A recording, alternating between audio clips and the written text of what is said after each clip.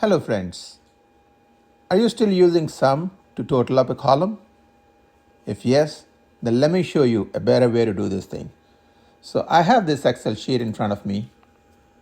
So as you can see, I'm using sum to total up the units sold as well as to total up my gross sales. So I have basically two totals here, one for the channel partners, one for the enterprise, and I want to do a grand total now.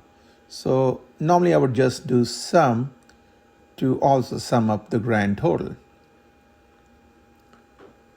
So I'll just select the whole column. So my total should have been this item here plus this item here, which is around 9,958. But you can see if I total up the whole column, it's much more. So same thing with the gross sales.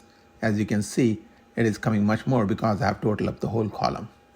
So now instead of using the sum, I'm going to use another function called SUBTOTAL.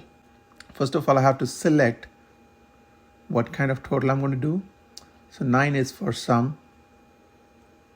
And here again, I'm going to do the subtotal.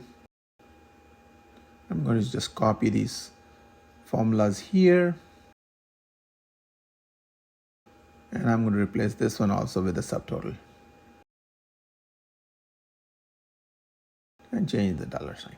So now you can see, while in this case also I'm doing the total, instead of using sum, I'm using subtotal, but it's ignoring all the cells which are already using subtotal. So my dear friend, now start using subtotal, then you don't have to worry about any duplicates and you can sum up the whole column without worrying. Thank you for watching.